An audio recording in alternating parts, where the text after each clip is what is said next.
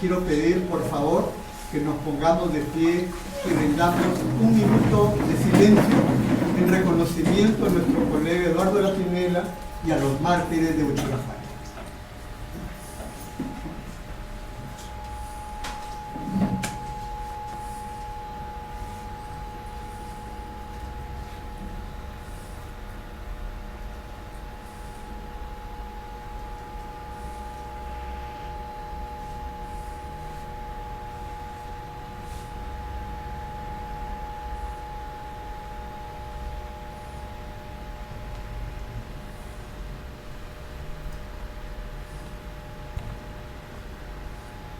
Muchas gracias. Pueden tomar.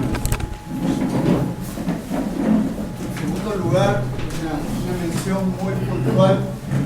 Varios colegas y estudiantes jóvenes nos traían a colación que el día de hoy justamente se cumple un año de la derogatoria de la ley Pulpín.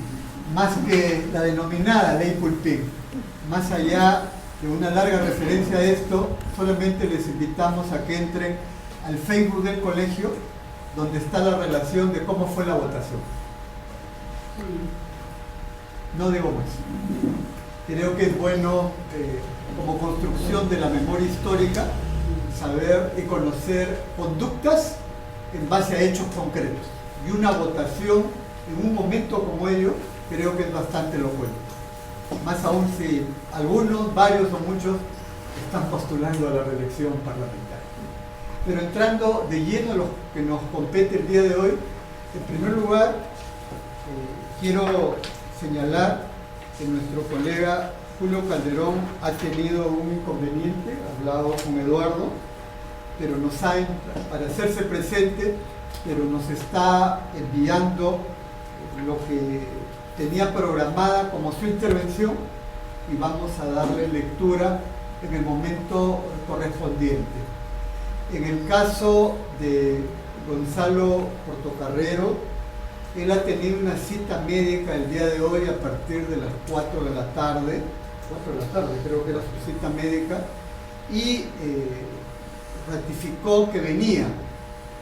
Debemos suponer, he llamado varias veces al celular, no contesta, que puede haber demorado esto, no quiero ponerme a especular, pero creo, por respeto a todas las personas, fue la ratificación de su participación, pero la explicación concreta de su ausencia tiene que ver con esto, que espero, hago votos porque sea una cuestión temporal y pueda incorporarse.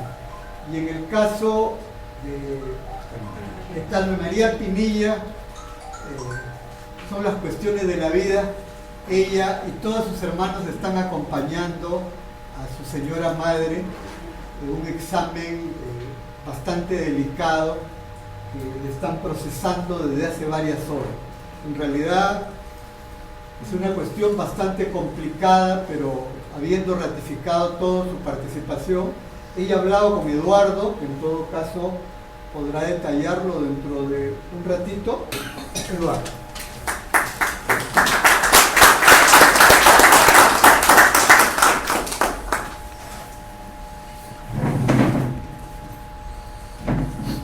Hemos preparado esta mesa redonda con mucho cuidado, pero tampoco teníamos en cuenta, no podíamos adivinar que iban a romper la calle justo ayer.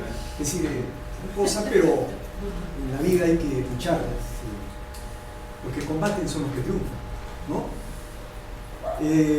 Carmen María hablé hace 20 minutos. Claro, todas las hermanas Pinilla acompañan a la madre que tiene que confirmar hoy día si está en una metástasis. Como comprenderán, y está en plena tomografía. De ahí pasa la consulta y ahí le dicen. Y Carmen María me dijo, si es que confirman eso, Eduardo, no comprenderás, no voy a poder hablar, ¿no? Así que dejamos el celular. Estos son imponderables.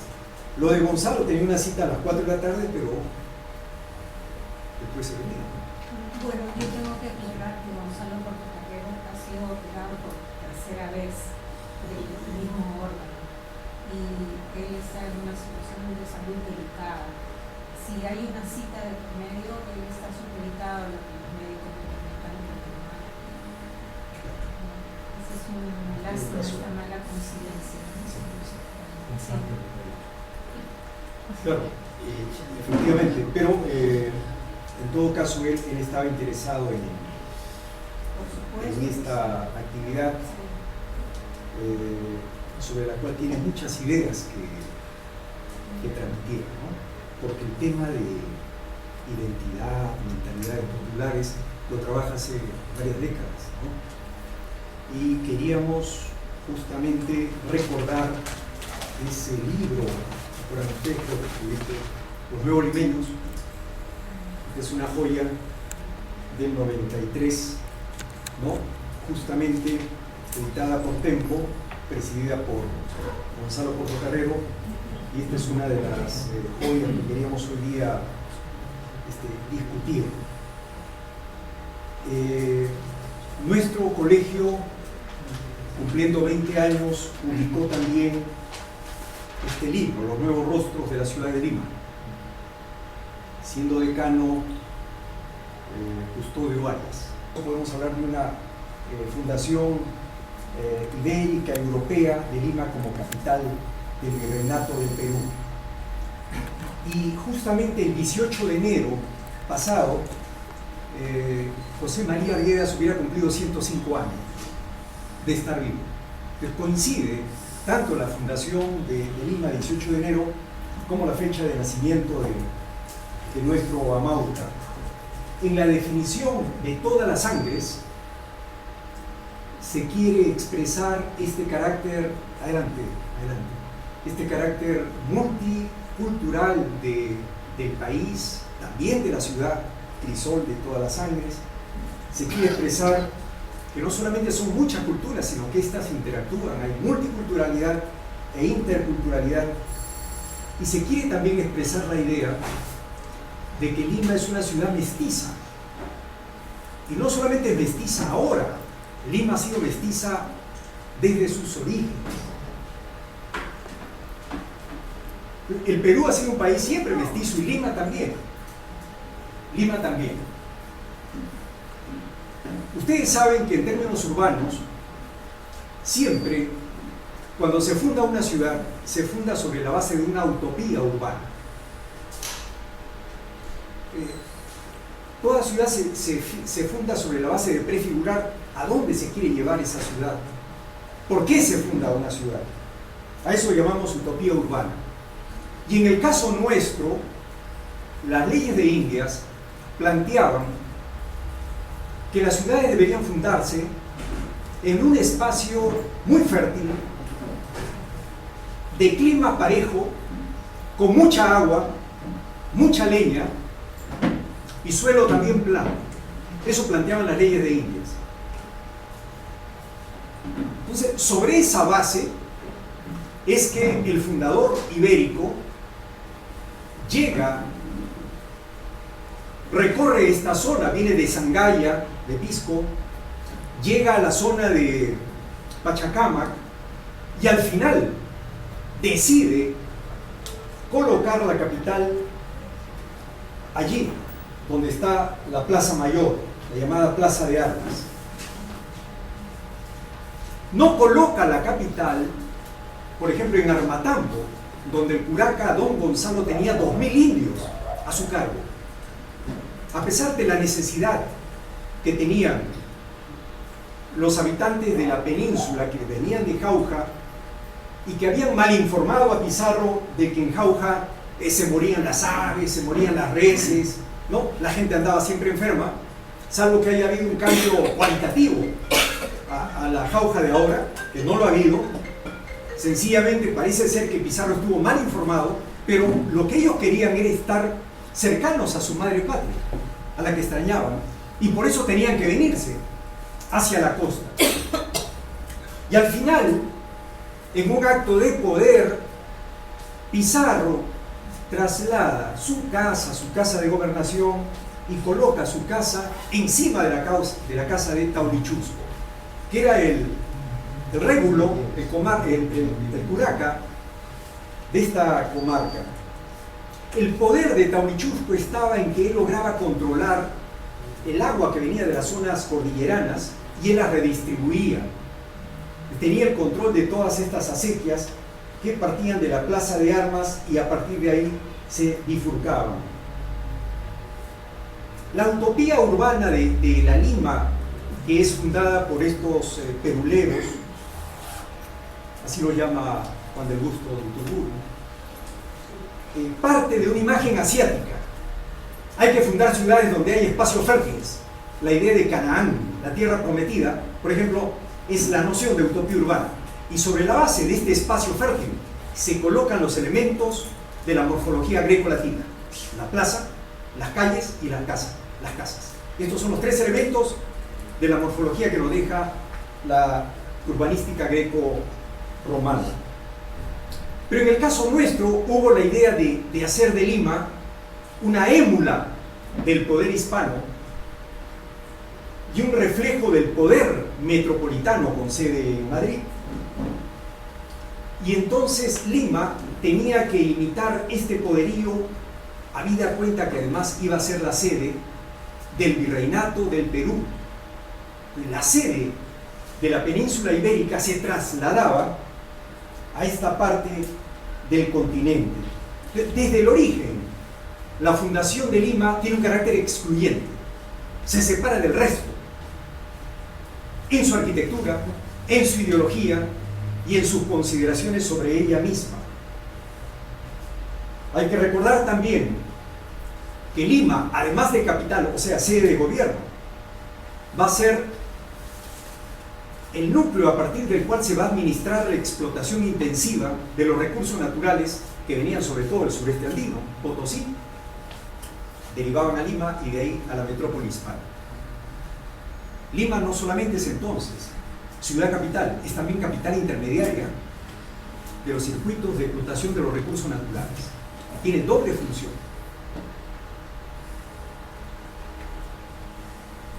Y en cuanto a la composición social, el conjunto de cronistas nos refieren que Lima, desde el origen, tuvo habitantes blancos, indios, negros. Recordar que al Perú llegaron 8 tipos de negros, que no son los negros que han llegado a otras partes. Por ejemplo, si ustedes ven los negros de Cuba tienen 2 metros de altura, 1,90 metros. Aquí no encontramos eso.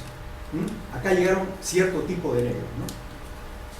Criollos, amén de moro, chino, japoneses, europeos a granel. Por lo tanto, el paisaje social, racial, cultural en Lima va a ser muy variado. Y ese Perú de españoles, considerado superior, que consideraba inferior al Perú de indios, a nuestro Perú, ya se plantea, se concreta en Lima. Las clases sociales y las razas se diferencian espacialmente, en el espacio. Ustedes saben que los nativos de esta comarca vivían al ras del río, dedicados a la pesca, a la crianza y a la comercialización de camarones. ¿Alguien ha visto alguna vez un camarón en el río Lima? Pues imagínense. Y no eran camaroncitos, eran camarones gigantes, refieren Cieza de León en la Crónica del Perú. Entonces, en Lima se trató de separar la zona que estaba por debajo del puente, se habla de abajo del puente justamente, ¿no? Ahí estaban los pobres, los nativos, los negros y los españoles pobres, los peninsulares, empobrecidos, vivían en esa zona. Y por encima del ras del río, digamos por sobre el puente, vivía la casta virreinal. Por lo tanto, la exclusión ya estaba concretada: ricos pobres versus hispanos versus indios, mestizos, criollos e ibéricos marginados del poder. Los cronistas que llegaron aquí crearon 2 tipos de visiones. Hay 2 leyendas sobre la capital. Hay una leyenda narcisista y hay una leyenda negra. Ustedes saben que Narciso se miraba en el espejo y caía enamorado de él mismo. Pues la visión de una Lima que se mira en el espejo y termina autoendiosándose, fetichizándose, iconizándose, prendiéndose una vela, arrodillándose ante ella misma, tiene su origen en las primeras versiones que nos dan los cronistas. Pedro Cieza de León, por ejemplo, el más antiguo. Pedro Cieza de León ha viajado por todos los valles del mundo. Ha estado en el valle de Loan-Ho, el río amarillo. Ha estado en el valle de Yangtze-Kiang, el río más largo del mundo, con el Mississippi, el Amazonas sería el más caudaloso. Ha estado en el valle del Indo, Tigris, Éufrates, Nilo, etc. Y cuando llega al Rímac, Pedro Cieza de León, que no es un inexperto, se queda asombrado. Y en la introducción de la Crónica del Perú dice que no ha encontrado un valle más hermoso que el valle del Rímac. ¿De qué valle está hablando? De este valle, de esta cosa que vemos acá. Otra cosa debe haber sido el Rímac. 1548, llega después del 35. Es el primer cronista que tiene una visión. Y ustedes van a encontrar que en los cronistas las visiones a veces pueden ser interesadas. Por ejemplo, Todorov en su texto sobre la conquista de América nos dice que Cristóbal Colón en sus crónicas narra que cuando llegaron acá encontraron gente que tenía hocico de perro. Pues, ¿cómo es eso? Pues, ¿será que tantos meses navegando alteró las percepciones de los humanos? Puede ser. O que inventaron, fue un modo de decir, es gente diferente, desnudos, en fin. Pero Cieza de León ha descubierto gente enanitos en Chincha, gigantes en otra parte. Es decir, y era un científico, era un tipo que escribía todo lo que encontraba. Pero lo que dice sobre el Valle del Rímac es asombroso. Bernabé Cobo, 1570, no llega el 35, que es la fundación de Lima. Bernabé Cobo, que es el gran historiador de Lima, hay que revisar el libro Historia y la Fundación de Lima. Cobo, él esboza la idea de que Lima es un vergel, la isla de la fantasía. Aquí germinaban de modo natural los mangos, los papayos, las lúcumas, la chirimoya, las guanábanas. Es decir, uno no se hubiera muerto de hambre nunca. Claro, dieta vegetariana, ¿no? No se hubiera muerto de hambre. Podrías haber vivido sin trabajar en esta comarca. Entonces está la idea de vergel, la idea de un espacio feraz, Canaán, la tierra prometida.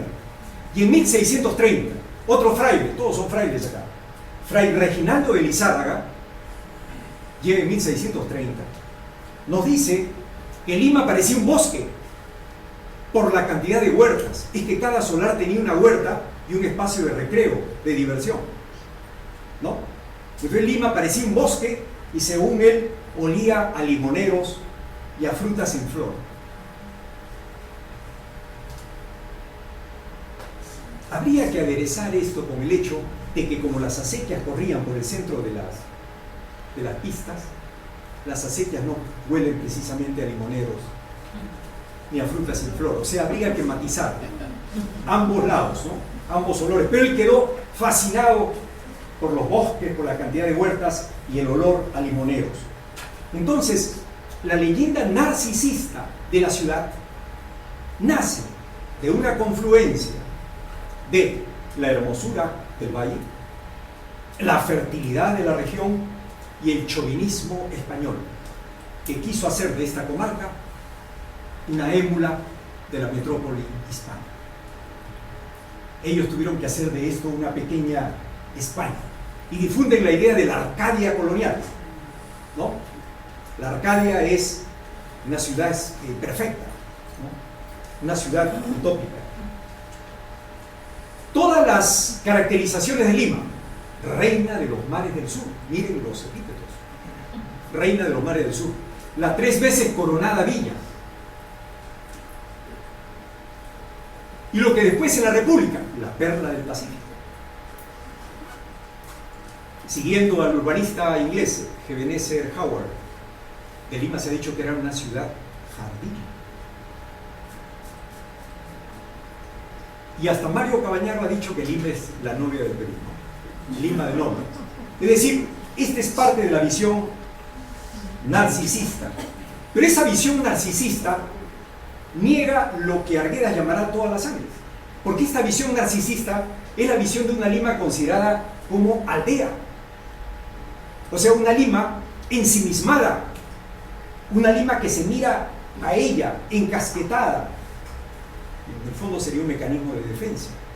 Es una Lima de puertas hacia adentro, encerrada en sí misma. No es una ciudad moderna, porque la modernidad, ¿por qué se caracteriza? Por estar abierta al cambio, al progreso. Y esta visión de Lima es más bien una visión de aldea, de aldehuela, diría Luis Alberto Sánchez. No es una visión organizada por una burguesía moderna, sino es la visión organizada por una aristocracia sumamente conservadora. Y como otra conclusión, esta Lima siempre fue mestiza, porque recordar que nosotros tenemos un pasado grande, un tremendo pasado antes de la llegada de los peruleros, pero ellos a su vez traían 8 siglos de dominación árabe. Por lo tanto, todos aquí los presentes somos hijos de 1001 arrejuntamientos. Nunca ha habido raza pura, nunca la ha habido, pero se estimula esto a los fines de demostrar poder. A fines del 19, comienzos del 20, Mariátegui lo menciona en los 7 ensayos, 2 viajeros, por ejemplo, Paul Morand y Waldo Frank, quedan asombrados porque en Lima ellos encontraban rasgos africanos, asiáticos, rasgos de Oceanía. Los asombraba el toldo de las tiendas, decían, esto es árabe. Y los asombraban los ojos morunos de las mujeres. Más de un europeo quemó aquí sus 3 carabelas y afincó sus reales porque se enamoró de una lugareña. Es célebre, y han salido además muchas crónicas referentes a la gracia, el gracejo de la mujer limeña, que expresaba esa mesticidad. Cuando se dice derramaba lisura, es un modo de decir derramaba gracia, pero no es lo mismo que decir lisuras. O sea, era un modo de decir, siempre la limeña tuvo eso, pero ella era justamente una mezcla de África, Oceanía, Asia, Europa y además todo el aderezo nuestro. Un chileno importante, Benjamín Vicuña Maquena, un historiador chileno, se sale del estereotipo clásico y dice con toda franqueza, Lima es la ciudad más bella de Sudamérica. Un chileno, pero un chileno, un historiador chileno con mucha objetividad, es la ciudad más bella de América, de Sudamérica. Domingo Faustino Sarmiento compara Lima con Capua, la ciudad italiana, ¿no? Y tiene la belleza de Capua, chiquita y hermosa, simétrica. Y Rubén Darío, cuyo centenario vamos a celebrar el 3 de febrero, el poeta nicaragüense, dice que todos son viajeros. Lima tiene la gracia y Santiago la fuerza. Es decir, es un modo de decir, Lima es femenina en el sentido machista, porque Lima tiene, el machismo del 19 era, Lima tiene el misterio que tiene la mujer,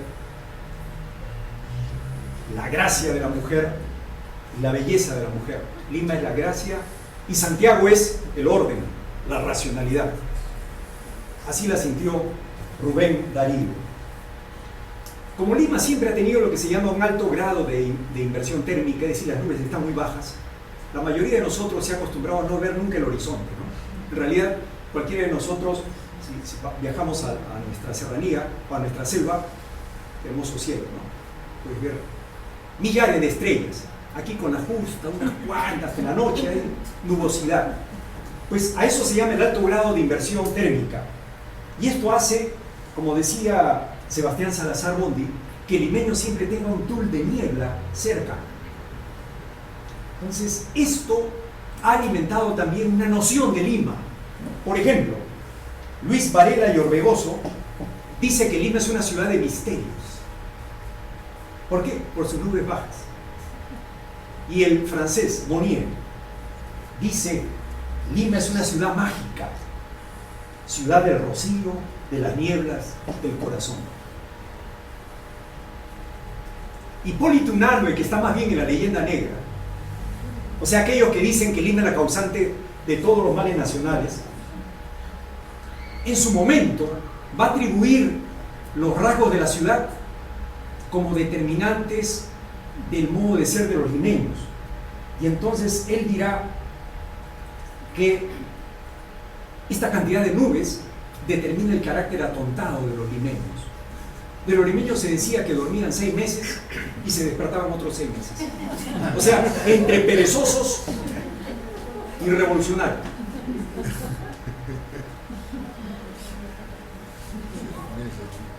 Radiguet y Sartich, 2 viajeros, año 1843, más o menos, casi escriben juntos la entrada a Lima y un textito que se llama Lima, describen a la pereza como un signo emblemático de nuestra identidad.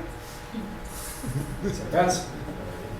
Pero así como la pereza es un signo emblemático, puedes automáticamente pasar al cierrapuertas, porque antes Lima era amurallada.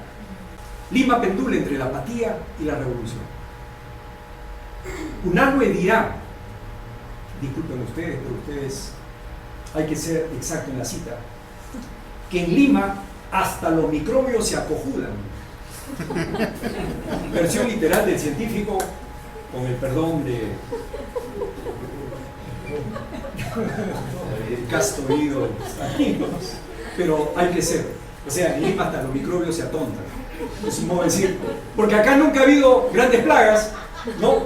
O sea, hasta en eso no tuvimos grandes plagas, o sea, hasta los microbios se atontan, desaparecen de escena. Y van a encontrar, por ejemplo, revisando hace algunos años la novela Moby Dick de Herman Melville, cómo el autor Melville llega a Lima, ganado por toda la visión narcisista. ¿Cómo no ibas a ir a Lima? De Lima se hablaba en todo el mundo. Llega de noche, se queda profundamente dormido y al otro día se lava y lo primero que hace es abrir el balcón para mirar Lima. Y en su vida había visto nubes tan bajas y el terror fue tan grande que se desmayó, creo, según se dice, por 3 días. Y al cuarto día desapareció de Lima. Y por eso en Moby Dick, la novela de él, hay una parte donde él habla muy mal de Lima. Esa ciudad maldita, esa ciudad terrible. Debió alguien haberlo prevenido de que así era el grado de inversión térmica, ¿no? En términos más técnicos, ¿no? Él juró no volver a Lima y apostrofó en su famosa novela. Salazar Bondy fue una persona que amó a esta ciudad. Amó profundamente esta ciudad y en un acto de amor, no crean que cuando él habla de Lima lo horrible se refiere in stricto sensu a la arquitectura, al trazo urbano, también se refiere, pero se refiere sobre todo al limeño, que vive, dice él, oprimido por ese tul de niebla, hipócrita, fariseo, que siempre habla a media voz, que nunca dice las cosas claras, como en otros países vecinos nuestros, donde las cosas se dicen a lo mejor muy claras, ¿no? Por ejemplo, Osmar, que ha estado en Argentina, uno siente, ¿no? Los argentinos son muy, sobre todo los de capitales, al lado nuestro, que somos, para decir algo, nos aproximamos, ellos, ¡plá! ¿Tú quieres decir esto? De frente. Entonces, eso le preocupa a Salazar Bondy, y lo dice en Lima lo horrible, tomando de Moro, del poeta Moro, su caracterización de Lima lo horrible. Y se ubica entonces Unanue como Salazar Bondy en la leyenda negra, que empieza con el indígena Cóncoro del Corvo, que dice Lima es la fuente de todos los males nacionales, Terraya y Landa en Lima por dentro y por fuera. Luis Alberto Sánchez va a decir que Lima huele a jazmines y a rositas de novia, creo que se llama, hay una flor que se llama rosita de novio, ramos de novia, algo así, ¿no? Bien, pero al mismo tiempo dice, en Perú, retrato de un país adolescente, Lima es una ciudad eternamente adolescente, o sea, Lima nunca madura, nunca ha madurado. Y una serie de poetas estarían más bien en la leyenda negra, ¿no? Juan de Arona, censura el tedio del clima limeño, nos dice: un dulce malestar de enero a enero y un estarse muriendo todo el año. Juan Gonzalo Rose, de Moquegua él, afincado en Lima, en Nata Natal, su poema nos dice: yo te perdono, Lima, el haberme parido en un quieto verano de abanico y moscas. Entonces, la visión narcisista tiene su contraparte, pero la visión narcisista es la visión más opuesta a esta Lima de todas las sangres, que es una visión más bien, ¿cómo sería? Incluyente, ¿no? Que incluiría a todas las culturas, las toleraría, las respetaría. La visión narcisista además parte de un supuesto linaje de limeño, o sea, el que ha nacido en Lima, que después vendrán esa barbaridad de limeño mazamorrero, de pura cepa, ¿no?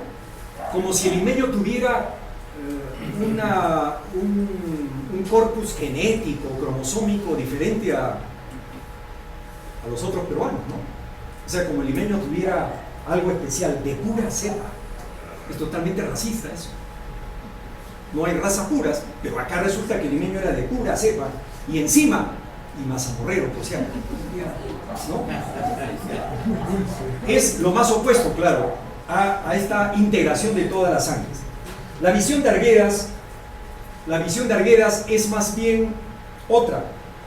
Ustedes en la obra de Arguedas van a ver desde Agua, la poesía de Arguedas, que es hermosa, esa gran novela, Todas las sangres, y la novela última, El zorro de arriba y el zorro de abajo. En ella, Arguedas postula un mestizaje, pero donde el ingrediente andino fuera vital, porque el ingrediente andino es la savia que brota del suelo y es lo más propio de nosotros. Entonces, cuando él nos deja esta visión de todas las sangres, está retratando del mejor modo el país y esta ciudad primada que es Lima. Él ha buscado con angustia forjar esta identidad que se nutriera de nuestro ancestro y de nuestras raíces andinas. Y el zorro de arriba y el zorro de abajo se encuentren. O sea, el mundo andino y el mundo occidental, el de abajo, el costeño y el de arriba, se encuentren y den lugar a una nueva sociedad. Un historiador muy amigo nuestro, fallecido muy joven, en el mejor momento de su creación, premio Casa de las Américas, Alberto Flores Galindo, también nos plantea la utopía andina, ¿no? Como lo mejor de nuestro pueblo. Y en general, estas visiones del Perú son visiones que buscan modernizarnos desde dentro. No es, o sea, una modernización endógena a partir de la savia de tu suelo y no una modernización eurocéntrica, que además hoy en día está venida menos, porque Europa se está descalabrando. O sea, quien siga apostando por Europa ahora no entiende lo que está ocurriendo en el mundo, donde hasta las nuevas figuras, por ejemplo, en la geopolítica mundial, no son precisamente blancas. Barack Obama y Xi Jinping, las dos grandes potencias. Bueno, entraría Putin, Angela Merkel, pero en Obama y Xi Jinping encontramos un nuevo mundo, un mulato y un chino.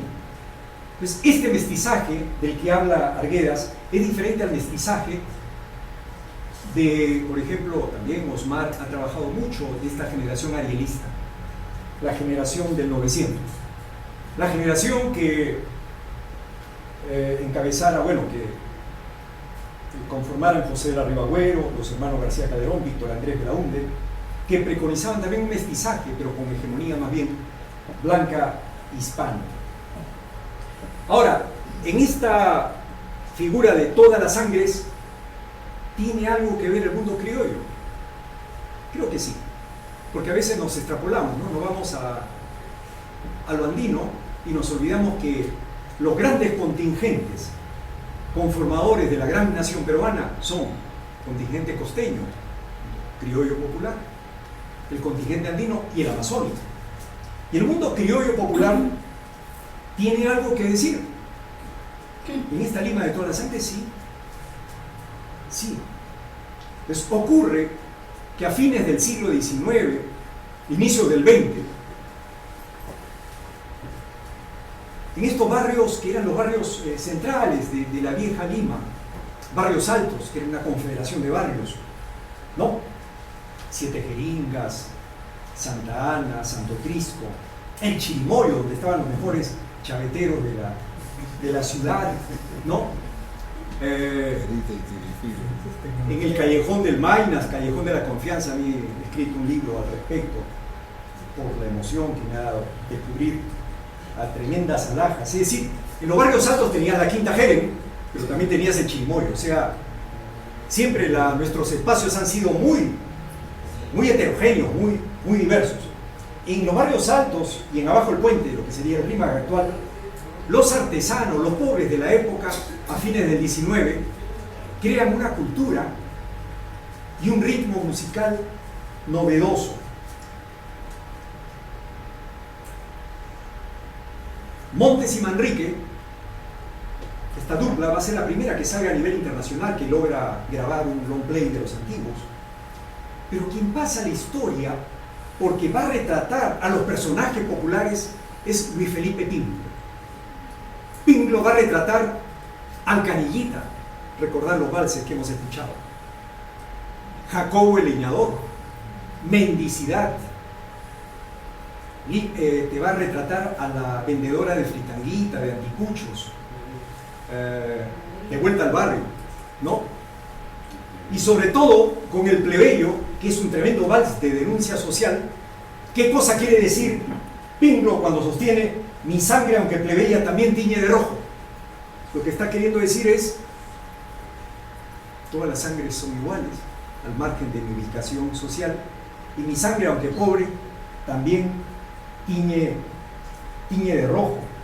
En una Lima muy desigual, muy segmentada, Pingo está lanzando a comienzos del siglo XX un tremendo mensaje revolucionario. Pingo, como Mariátegui, creo que mueren sin llegar a cumplir 40 años. Mueren a los 35, 36 años. Han visto la misma ciudad y, a pesar que caminan por carriles separados, están en algo parecido. En los años 50, en el mundo del criollismo, justamente en un momento en que Lima dejaba de ser esta ciudad de 500.000 habitantes, Lima en los años 50 pasa a tener 1,5 millones de habitantes.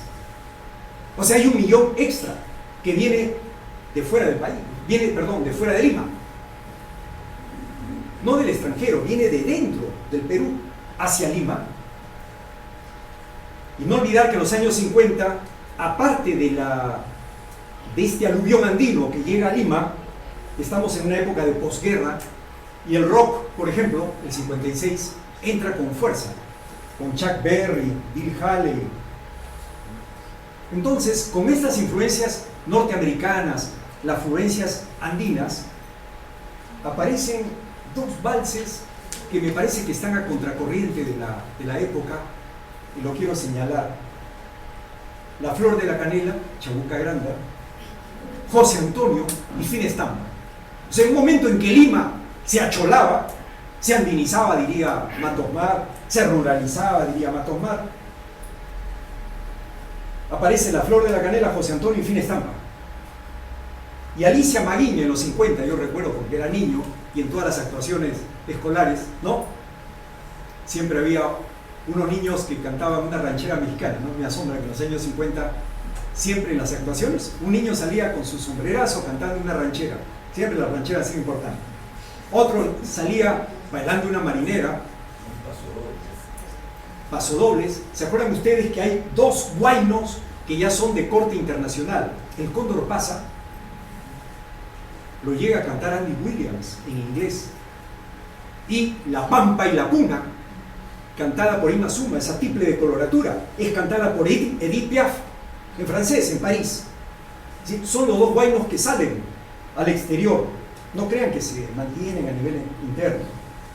Y en esa coyuntura es que me parece que luego de que Pinglo ha hablado del plebeyo, de la recuperación de la sangre popular, de los personajes populares, José Antonio, Fina Estampa van a contracorriente y toman partido por esa Lima señorial. José Antonio Llorens, en un hermoso libro que sacó el Instituto de Estudios Peruanos, inicia este debate y Chabuca Granda y Alicia Maguiña se autocritican también, ¿no? Y la producción de ellas posterior va a ser superior. Alicia Maguiña musicaliza la tradición de Ricardo Palma con Días y Hoy ya venceremos, Vive el Perú y sereno, ¿no? Que es el paso de los pregoneros ambulantes que venían de abajo del puente, o sea, de la Lima pobre hacia la Lima pudiente. Hay todo un debate sobre Ricardo Palma, en fin, ¿no?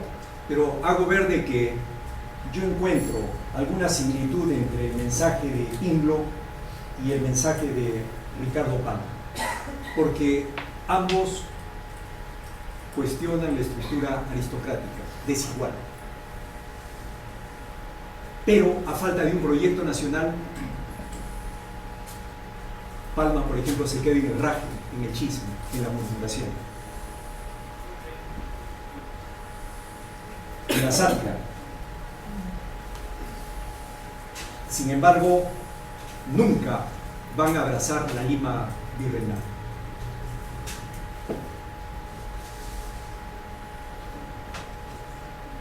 Lo que ocurre a partir del 50, y con esto vamos acabando, es que va a aparecer una nueva generación de limeños. Ahora no sería correcto decir los nuevos limeños. Ahora, esto que antes, sí, tal vez en los 60, 70, podía hablar de nuevos limeños, pero ahora no, son limeños porque han nacido aquí, al margen de su procedencia, de la procedencia de sus padres, sus abuelos. Va a ocurrir que en los años 50, este millón de habitantes que vienen del interior del país, sobre todo del sureste andino, de la llamada Mancha India, la zona más pobre del país, pueblan la ciudad primada. En el mundo andino siempre se habló de cholo, ¿no? Yo soy cholo, se decía. No dicen yo soy andino, yo soy serrano, soy cholo. Es común eso. Por tanto, esa palabra está ahí. No tiene nada que ver con el carácter insultativo que encontramos, por ejemplo, en las nuevas crónicas de Guamán Poma de Ayala, donde el término cholo significa, en la versión de los ibéricos, perro. O sea, tiene un carácter insultativo. O sea, cholo le decían al nativo como decir perro, ¿no? Era un carácter denostativo, injurioso. Tampoco lo que Aníbal Quijano dice en Dominación y Cultura. El cholo en Perú, año 78, ediciones Mosca Azul.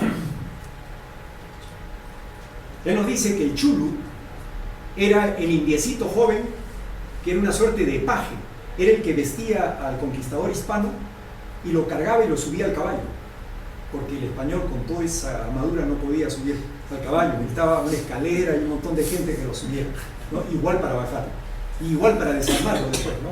Quitarle todos los fierros de encima. Tampoco es ese chulu, tampoco es esa denominación de perro. Más correcta es la denominación entonces de barayanos. Cholo es una denominación típica, pero ya en los 50 empieza a haber también una autoestima del término cholo. Cholo soy y no me compadezca, de Luis Abanto Morales. Y Quijano va a apostar por una caracterización que hasta ahora hemos manejado, ¿no? La cultura chola es la síntesis de una cultura andina que se fusiona con la occidental y cristiana, con la urbana, y sale la cultura chola. Entonces, desde 1950, del 45 para acá, habrían ya varias generaciones de cultura chola. Entre Nemesio Chutaca Porongo, o sea, el personaje de Tulio Loza, ¿no? Que era el primer cholo que salía al lado de Roncayulo y Doña Jesús, que eran los reyes del callejón de las 7 puñaladas, y los cholos de ahora, caramba, tienen el control de la ciudad, controlan todos los microbuses, controlan todo, ¿no? Así que hay una gran... Pero el mundo cholo nunca deja sus raíces. Altamirano nos hablaba, y deben haber más clubes provincianos, ¿no? Nos habló de 7.000 clubes provincianos en Lima, con sus yunzas, sus bailes, sus ceremonias, y ellos envían dinero a su tierra de origen. O sea, lo que no hace el Estado lo hacen estos clubes de caserío, de distrito, de ranchito, ¿no? De provincia. A pesar de todo lo que digamos nosotros, los nacidos en esta provincia, porque todos somos provincianos por si acaso, aquí nadie puede decir los provincianos, ¡ay-fo! Esa es una visión racista también, aristocrática. Todos estamos en la provincia de Lima, todos hemos nacido en alguna provincia, por lo tanto todos somos provincianos. Yo he nacido en la provincia del Callao, también soy provinciano. Entonces, muchachos, la identidad chola, el mundo andino nos está dando algunos premios. Ahora, hay triunfos más globales, por ejemplo, Kina Malpartida, campeona mundial de box, pero el ancestro de ella no va por el lado Wari, no es una cosa Warmi, no va por ahí, ¿no? Ella vive en Australia, creo, mucho tiempo, ¿no? Sofía Mranovic, basta ver el apellido, campeona mundial también de tabla hawaiana, y más bien van por nuestro lado, Chiquito Rosell, tal vez, ¿no? El campeón mundial, ¿no? Chiquito Rosell, Jonathan Maicelo, que ya llega a las ligas grandes, Segarra, los negros, ¿no? Y otros ilustres mestizos. La choledad en Lima es un proyecto con voluntad de ser. Es un gran debate que se ha dado con el libro de Guillermo Núñez. La choledad tiene voluntad de ser. La choledad se construye diariamente, es producto de diarias decisiones. La choledad no se forja a partir de un basamento pasado, sino que es un diario presente. Día a día construye su identidad, hace camino al andar, no resultándole familiar el pasado colonial, sino en términos de oprobio. Y además, nunca deja sus raíces andinas. Acabo diciendo entonces que este desborde de los excluidos, que se constituye en el hecho más importante del siglo XX, le cambia el rostro al Perú y a la ciudad primada, a la capital. Va a llevar a que el Perú actual, que era centralmente un país con población rural, sea ahora un país con población urbana, y que la población esté, dice Max Meneses, también miembro del colegio, lamentablemente fallecido, él habla de litorización. Me gusta más litoralización, ¿no? O sea, la población se ha litoralizado, está en la costa y es centralmente urbana. El desembalse popular ha marchado a la costa, la ha repoblado.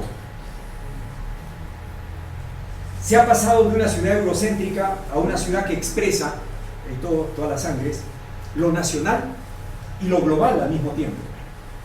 La limeñidad ha dejado de ser aquello que cantaban algunos valses y algunos poetas desfasados.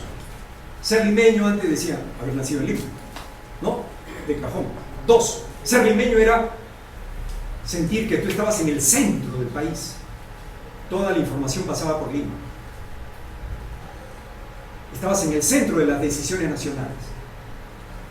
Y ser limeño era parte de todo un tinglado ideológico de identidad, inventada o no. Limeño de pura cepa, limeño mazamorrero. Ser habitante de una ciudad, ciudad jardín, perla del Pacífico, reina de los mares del sur, etcétera, etcétera. Y una serie de costumbres criollas. Ser un limeño y limeña era, por ejemplo, ir a misa todos los domingos. ¿No? Era una costumbre entre limeña, bueno, parte de la cultura criolla. Sea porque fuera porque te gustaba tal chica y tú ibas a la misa de las 12 porque ella iba a la misa de las 12, entonces tú religiosamente ibas, pero en realidad ibas por ella, ¿no? Cada domingo a las 12 es clave esta cita. Ser limeño era gustar de tu comida, el orgullo de tu comida criolla, de tus postres. Pero se han dado cuenta que esta Lima de todas las sangres ha mestizado hasta la culinaria. Entonces, para los viejos limeños, el arroz estaba acá y los tallarines acá. ¿Se han dado cuenta que el mestizaje ha llevado a que las dos cosas se crucen? Y antes, por ejemplo, uno decía mazamorra morada, arroz con leche. Pues ahora te lo sirven con el rayo al medio. Eso es mestizaje. Eso es mestizaje en el campo de la comida. La vieja limeñidad se caracterizaba, por ejemplo, por algunos patrones de asentamiento. Uno antes, primero, tenía que haber una lotización de terreno. 2, tú comprabas el terreno. 3, se construía. Y al final, habitabas. A partir del 50, el patrón de asentamiento urbano es otro. Primero, invades. 2, vives. Y tercero, construyes. O sea, la construcción se da al final. No hay entonces una limeñidad. Lo que hay son varias limeñidades. Lima deja de ser un fenómeno cerrado. Deja de ser un arquetipo. Lima también, la limeñidad, pasa a ser un concepto que se construye en la historia. Desde los barrios. No va a ser igual la limeñidad de alguien que ha fijado su identidad en la lucha épica en los arenales, no por ganar un espacio. No va a ser igual a la de algunos que tienen toda la comodidad de algunos ambientes urbanos. Entonces, desde abajo, desde la base, hay todo un tupido, un frondoso tejido social que va construyendo un nuevo modo de mirar, sentir y construir la ciudad. Lima y la llamada limeñidad han dejado de ser una unidad y se convierten más bien en un mosaico cultural, expresión de una serie de corrientes culturales. Me atrevería a decir que hoy todos somos limeños, hayas nacido o no. Hoy en día, para nosotros, los sociólogos, lo importante es estar acá.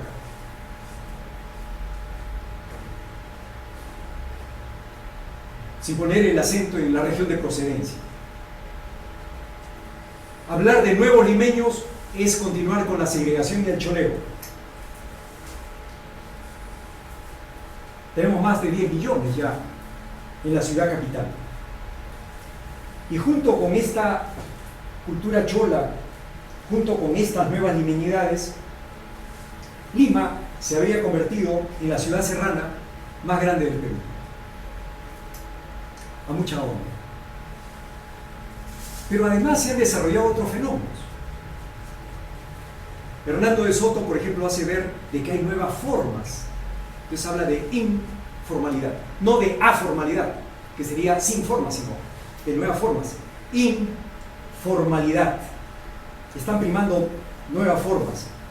Hugo Neira, refiriéndose a Lima, dice: Lima es una ciudad anómica, tomando de Emil Durkheim este término de funcionalismo. Anomia significa desorden, disgregación, fragmentación, descomposición social. Dice: Lima es una ciudad anómica. Luis Pázara, poniendo el peso en los rasgos de violencia y transgresión, califican a Lima de achorada. Entonces Lima puede ser vista desde muchos ángulos, da para muchas, no aquello que se dice que dijo Abraham Valdelomar y que en realidad él nunca dijo lo que se dice de él que dijo. Abraham Valdelomar jamás dijo, aunque él narcisista era, pero por eso está la presunción que el Perú es Lima, que Lima es el Jirón de la Unión, el Jirón de la Unión es el Palais Concert, que es un café hermoso que estaba en el cruce de Jirón de la Unión con Emancipación, donde damas vienesas tocaban el Danubio Azul, el Murciélago, Tú y Tú, los valses vieneses y europeos. Pues Lima, toda Lima iba al Palais Concert. Y se dicen que Valdelomar dijo, y el Palais Concert soy yo. No hay ninguna prueba, yo he estado revisando, no hay. Pero sí, ese lema es un lema centralista y está aplicado en el peor momento, porque en los años 20 y 30, Lima no representaba al Perú. Lima estaba alejadísima del conjunto del país, vivía de espaldas al Perú. No olvidar que Alejandro von Humboldt dice en sus trabajos que Lima es una ciudad que está más cercana de Londres que de sus provincias. Y a él no le gustaba estar en Lima, por eso. Él prefería estar fuera de Lima. Lima está más cerca de Londres que de provincias. O sea, Lima siempre vivió de espaldas al país. Por lo tanto, el Perú no era Lima. Lima no ejercía, era el centro que oprimía al país asfixiantemente, pero no podíamos decir que Lima fuera crisol en ese momento. Nuestra Lima mestiza, chola, también es diferente a otras ciudades como Santiago o Buenos Aires, ¿no? Por ejemplo, nuestra choledad es producto de una migración interna. En cambio, Santiago y Buenos Aires tienen un tufo más cosmopolita, un aire más cosmopolita, más extranjero. Pero el mestizaje que yo alcanzo a ver en general en nuestro país y en nuestra ciudad es un mestizaje que se da a nivel mundial. Con Débora hemos regresado en octubre de Nueva York. Yo volvía después de 48 años. Estudié premedicina por un error en 2 años en Nueva York, el año 67 y 68. Volví 48 años que no iba a Nueva York. ¿Qué es Nueva York? Un mestizaje total. El reino de los latinos, ¿no? ¿Quién es propiamente norteamericano? ¿No? Nos hicimos amigos de un ecuatoriano que vendía fruta en la esquina de Naciones Unidas. Dominicanos a granel, que son ciudades totalmente latinizadas. Downtown de Los Ángeles. Llegamos tarde, a las 5 de la tarde. Compré un relojito de $20. Después le puse su cadenita, ¿no? Y el que atendía era de El Salvador. ¿Saben qué nos dijo? Ustedes son ¿de dónde? Del Perú. ¿Y ustedes no saben que a las 5:30 todos desaparecen? Porque a las 5:30 en Miami, no tanto en Nueva York, ¿no? Tuvimos eso. En Nueva York sí podíamos caminar. En Los Ángeles, todo el lumpen de la ciudad sale. Todo el lumpen de la ciudad sale. Entonces, son las dinámicas de las ciudades. O París, 5 millones de musulmanes, por favor, con tremenda colonia. ¿Qué chauvinismo va a haber? ¿No? Estamos en un mundo crisol de todas las sangres, todo el mundo es así. Y Arguedas ahí se lució. Y además, los que han llegado y nos han dado este carácter cholo, a diferencia del criollo que siempre fue ocioso, el andino es tremendamente trabajador. Para él progresar es trabajar, porque él no tiene tarjeta, él no tiene compadres, él no tiene vara. Él quiere progresar, tiene que chambear, no tiene otra salida. ¿Y cuántas horas trabaja? 8 horas, las que se puedan, las que deba trabajar. Entonces es muy trabajador. 2, muy creativo. A los peruanos nos han dado el premio de ser los más creativos del mundo. Miren, si uno compra un carro, tu carrito nuevo, pues te dicen, al primer mes tráigalo al taller para revisarlo. Gratis, te dicen. Es el engaño que te... Lo revisan, tu bebé está nuevo, revisan tu carrito, no tiene nada. Al segundo mes vuelves a la segunda revisión y empieza ya a cobrarse, ¿no? Pero después, pisando todos los huecos que hay en Lima, tu carro se malogra de verdad. Y entonces tú vas al taller. ¿Y han visto cómo hablan los comerciantes? Ah, miren, aquí se ha roto, se ha rajado esto. Un carro nuevo, que lo estás pagando además. Miren, fácil. este motorcito, esta cosa, $3.500, man, $5.000, arreglado. Así hablan los comerciantes, ¿no? Y entonces uno dice diplomáticamente, voy a pensar. Y sales con tu carro así, sonando feo, del taller, y en la esquina te encuentras con un tipo todo cochino, con su letrero, ¿no? Freno, ese arregla de todo. Y tú paras donde él y le dices, está sonando mal el carro. El tipo se tira abajo del carro, ya jefecito, acá hay una falla, ya la descubrí. Y entonces tú dices, ¿cuánto cuesta esto? Ya jefecito, 100 soles. Y tú todavía miserable regateas, después de $5.000, ¿no? No, pues que sean 80, ya 90, ni para uno ni para otro. Si ese mecánico que tiene la inteligencia en la mano, que jamás ha recibido ninguna formación, que él sabe que el carro funciona porque él junta 2 cables y funciona el carro, ¿no? Él intuye las cosas. Si él tuviera un apoyo del Estado, sería otra cosa. El peruano promedio es muy creativo. Todo un peruano le das 10 soles en la mañana y en la noche ya tiene 100 soles. Eso no lo hace el europeo, porque acá nadie nos ha apoyado nunca. ¿El Estado nos ha apoyado alguna vez? No. Ellos están luchando para que, ¿no? O sea, les quieren acelerar la jubilación o atrasar. No, quieren jubilarse porque el Estado siempre les dio educación, salud y de calidad. Aquí nadie nos dio nunca nada. O sea, nosotros hemos tenido que inventar. Tercero, el peruano promedio ahora, con esta influencia andina, es muy fuerte. Yo he visto desde chico, en los años 50, andino, promedio, la parada, cargando cilindros de basura. Desde las 6 de la mañana y a las 10 de la noche siguen cargando. ¿Quién puede hacer eso? Ni estos farsantes, físico-culturistas, no. Esos están arreglando cada musculito de su cuerpo, un acto de vanidad. Pero ponlo a cargar cilindros. O sea, la fortaleza no se mide por el tamaño de la caja, ¿no? El peruano promedio es muy trabajador, muy emprendedor, muy creativo y muy fuerte para la jornada laboral. Por supuesto que tiene que vivir del cachuelo, y eso lo hace informal. Pero ya han aparecido lugares que van rompiendo con los estereotipos. Por ejemplo, Los Olivos. ¿Por qué es que el Scotiabank coloca el Megaplaza ahí? Porque allí se mueve más dinero que en Miraflores, San Isidro. Punto. Los bancos no piensan que si tú eres cholo, negro, asiático, están pensando en tasa de rentabilidad.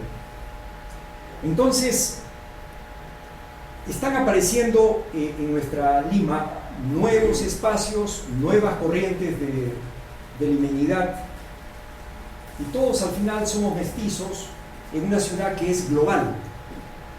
Lima tiene todos los indicadores de la globalización. Todos los alumnos andan con su celular, ¿no? Último modelo, todos conocen el rock de última generación, todos son una generación Billabong, Quicksilver, ¿qué marcas hay? Benetton, etc. Pues son hijos de la globalización. Pero esta identidad global nosotros la estamos aderezando con nuestra propia identidad. Y entonces ahora hablar de todas las sangres ya no es entonces una identidad que excluya a los demás, sino toda la sangre significa inclusión, en la línea de Naciones Unidas, que plantea encuentro, no choque, como decía Huntington, encuentro de civilizaciones, en un clima de respeto y tolerancia, entender al otro, conversar con el otro. Después que entiendas al otro, opinar, pero primero hay que entender. En esta idea de todas las sangres, me parece que hay un aspecto inclusivo, a pesar que de modo subterráneo todavía cabalga el racismo, ¿no? Y el aristocratismo. El AIFO, cuando dice alguien, no, mucho cholo hay acá, ¿no? Eso todavía hay, ¿no es cierto? El choleo.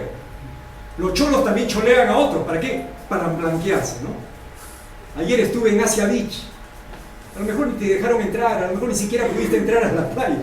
Pero, caramba, estuviste en la puerta, estuviste cerquita. ¿Para qué? Para blanquearte.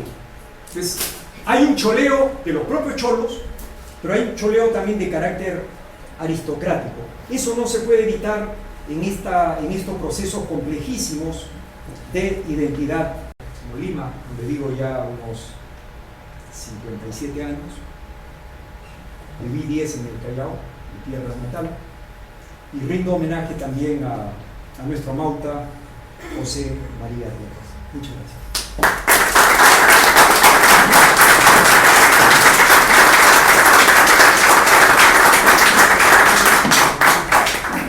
Muchas gracias, Eduardo. Voy a dar lectura al texto que nos ha remitido Julio Calderón para que todos podamos escucharlo y compartir. Voy a obviar la introducción, voy a ir directamente a los temas en cuanto a contenido específico. Hacia 1958, según indica Dorian Espesúa Salmón en su libro Todas las sangres en debate, científicos sociales versus críticos literarios, ediciones Magreb 2011, cuando Arguedas entró en debate con la novela de Luis Felipe Engel, Sofocleto, La Tierra Prometida, cuestionándole que generara en el lector imágenes negativas y pesimistas respecto del mundo de las barriadas, presentándolo como espacio de dolor, fatalidad, frustración, fracaso, inmoralidad, infelicidad y muerte, Arguedas le cuestionaba un conocimiento superficial de la sociedad y la vida en las barriadas y una falta de interés por conocerla. Tal como ha sido documentado, la naciente literatura urbana en el Perú en esos años tuvo como un tema central a la barriada. La Lima en que vivió Arguedas es aquella ciudad de 2 millones de personas en que 11 propietarios controlaban la mitad del área de expansión y en que los barrios marginales o barriadas se multiplicaban, siendo ambos fenómenos parte de un mismo proceso. Entre 1948 y 1960 se formaron en Lima 157 barriadas, el 74 de las constituidas ante entonces. Es la época de San Martín de Porres, Mirones, Ciudad de Dios, La Libertad en Comas y El Progreso de Caraballo. En 1961 las barriadas cobijaban al 17% de la población metropolitana. De acuerdo a Matos Mar, un 82% de quienes vivían en barriadas de Lima eran de la sierra de origen, socialización y cultura provincial. La mayoría era analfabeta y poco menos de un tercio había cubierto la escuela primaria. Provenían de hogares poco constituidos, huyendo de relaciones serviles, con capacitación laboral baja y enfrentando discriminaciones en razón de su raza, tipo físico, idioma, forma de vestir, entre otros. Aunque mucho se escribió sobre el acriollamiento de esta población, sería, siguiendo a Quijano, el proceso de cholificación el que lo configuraría como grupo social. Una segunda generación de esta población ampliaría su propia visión del mundo desde abajo y daría lugar a las luchas urbanas, la búsqueda de reconocimiento y cultura urbana y la composición de clases han cambiado la ciudad. El espíritu de época neoliberal predomina, aunque ha sido a las bases de la informalidad de todo tipo y la vocación empresarial. Pero, en apariencia, hay algo que no ha cambiado. La barriada, en el apogeo de la liberalización, cuando el país crecía a un 7% anual entre 1993 y 1997, 500.000 de personas fueron a habitar a una barriada. Entre los censos de 1993 y 2007, la población de barriadas pasó de 34 a 48%, pasando de 2 a 4 millones de habitantes y alcanzando su pico histórico.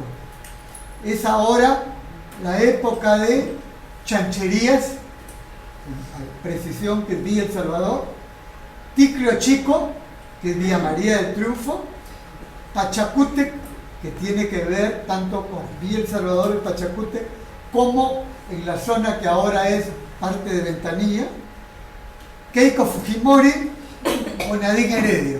Sobre eso no hago comentarios. Digo en apariencia, dado que para las ciencias sociales la barriada ha sido un tema urbanístico y un sujeto sociocultural. Conviene preguntarse desde esta segunda vertiente si los pobladores de los 90, tercera generación, generación X o transmilenios que vivieron del fujimorismo son los mismos del 50 o más aún del 70. ¿Son portadores de un nuevo orden y bandera de la ciudadanía social? ¿O son sujetos pragmáticos dispuestos a la clientela desde su autonomía y al tráfico de tierras? Y por último, ¿qué tiene que ver su actual comportamiento con el neoliberalismo triunfal? Bueno, estos son los aportes que Julio Calderón, que ha sido decano del Colegio Sociólogo de Lima, región Lima y Callao, hace algunos años, urbanista de muchos años, nos está trayendo acá. Antes de pasar a la etapa de las preguntas, quiero hacer un agregado que me parece importante. Dos agregados. Uno, que Lima es en realidad, desde el punto de vista geográfico, pero también desde la connotación, la primera ciudad provinciana del Perú. Y en buena medida una síntesis de la diversidad cultural, étnica, económica, social, que creo que es importante señalar. Pero un segundo elemento que quiero agregar es un concepto que se viene tratando y desarrollando en la última década. Se ha pasado de los conos a las limas. Inclusive el plan regional concertado Lima al 2025, lo digo por experiencia vivida, porque he tenido oportunidad en ese entonces. Yo era gerente general de la mancomunidad municipal Lima Este, que abarcaba la parte de carretera central, Agustino, Santa Anita, Ate, Chaclacayo, Chosica, Lurigancho, su capital Chosica. El trabajo realizado fue considerado desde las limas. Lima Norte, la que aparece con mayor dinamismo económico. Lima Sur, Lima Este y la denominada Lima Centro es la Lima antigua consolidada. Pero en la configuración del Plan Regional de Desarrollo Concertado hubo una discusión adicional que llevó a opiniones distintas y a una precisión importante. Hablábamos de Lima Norte, Lima Sur, Lima Este, Lima Centro, pero hubo un amplio consenso en considerar a San Juan del Lurigancho, distrito ubicado en el noreste de Lima, con 1.200.000 habitantes, como un equivalente a otra Lima, por su peso específico económico, social, cultural y político. Además, por una razón adicional. Recordemos que cuando fue alcalde el señor Burgos y era presidente Alan García, plantearon la iniciativa con un cálculo determinado de la creación de San Juan del Lurigancho como provincia, que recogía un anhelo poblacional, que es bueno considerarlo, pero al mismo tiempo tenía una connotación de dividir Lima. Frente a ello, la respuesta fue afirmar las limas como expresión del Perú profundo y de la diversidad, con el respeto a las autonomías de espacios territoriales de la Lima Norte, que es Independencia, Comas, Caraballo, con el eje Tupac Amaru, y de la Lima Norte con el eje Panamericana Norte, que incluye San Martín, Los Olivos, Puente Piedra y también la parte de playas de Santa Rosa y Ancón con su muro incluido de mucho tiempo. La Lima Este, que era la carretera central con el eje, el río Rímac y al mismo tiempo todo lo que era el entorno de entrada vinculado a San Luis, San Juan de Lurigancho como un eje solo noreste, y la Lima Sur que empezaba en Chorrillos, que empieza en Chorrillos con San Juan de Miraflores, Villa María el Triunfo, Villa El Salvador y las playas desde la parte histórica Pachacamac, el último valle que queda en Lima, Lurín, hasta Pocusana, y la Lima Centro consolidada de la Lima Antigua, de Lima, Cercado, La Victoria, Rímac, Surquillo, parte de Barranco, la Lima Populosa con la Lima Mesocrática, Jesús María, Polo Libre, con la Lima de sectores medio altos. Y esta configuración permitió un tratamiento programático respecto de la Lima, que es un punto que vamos a generar un debate porque actualmente se ha enfriado el tema, porque finalmente nos marca un derrotero del desarrollo de Lima y de las Limas, y que construye identidades. Lima como ciudad tiene una débil identidad, pero Barrios Altos tiene una fuerte identidad, o Villa El Salvador tiene una fuerte identidad. O en el caso de Lima Norte, cuando surgen Los Olivos, la gente de Los Olivos dice, soy de Los Olivos. Al de San Martín le preguntas y con voz bajita dice, soy de San Martín. Entonces, ese conjunto de elementos que son socioculturales ligados a dinámicas económicas, creo que es algo fundamental y que de una u otra manera resume el sentido de la Lima de los Andes.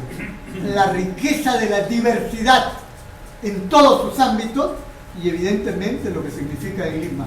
El día de ayer yo asistí por lo menos la primera jornada del debate en la Universidad del Pacífico, no debate, de presentación de las propuestas anticorrupción en la Universidad del Pacífico, que bueno, se puede decir de todo después de haber escuchado parte de ellas, no comento más, pero algunas indirectamente, sobre todo dos, la de Verónica Mendoza y la de Alfredo Barnechea, tocaron de una u otra manera el componente cultural que está presente acá en la diversidad y las distintas expresiones. Yo creo que ojalá se pueda seguir alimentando un real debate y no solo la imagocracia para poder profundizar en los temas. En todo caso, quería agregar esto. Entiendo las razones circunstanciales que han sido explicadas. Bueno, institucionalmente la disculpa del caso corresponde más allá de nuestra voluntad que no estén dos de nuestros expositores, pero vamos a pasar a un diálogo de preguntas, sobre todo con Eduardo, para que los interrogantes, opiniones que ustedes quisieran plantear, así como lo hemos hecho en anteriores oportunidades, además recordando a Helmut Dahmer, un sociólogo y filósofo alemán con quien compartimos hace semana y media acá, al final habló que hay que tener cuidado con la sociología del silencio. Nos dijo a manera de reflexión, y por tanto invito a que puedan preguntar, opinar de manera breve y directa. No sé quiénes quieren empezar para poder conversar un poco sobre ello. A ver, damas, caballeros, a ver, por acá, nos dicen su nombre, por favor. Sí. Eduardo, no dijiste nada de ambiente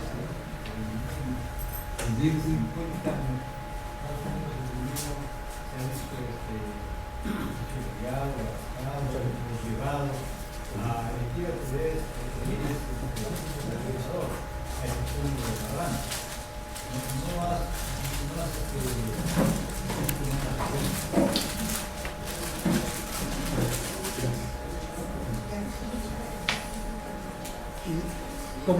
como por cuestiones de hora algunos han tenido que retirarse, yo les invitaría para que, así como hay una propaganda de Donofrio tan cerca de ti, a ver si nos acomodamos para poder escucharnos mejor, por favor, ejerciendo su libertad de ubicación, por cierto. Manuel Arana, que es nuestro colegiado casi 007, que es el 005, más agilito. A ver, ¿alguna otra pregunta? Sí, perdón, disculpa. Por acá, yo quería hacer una acotación y una interrogante. Una acotación en relación a los olivos.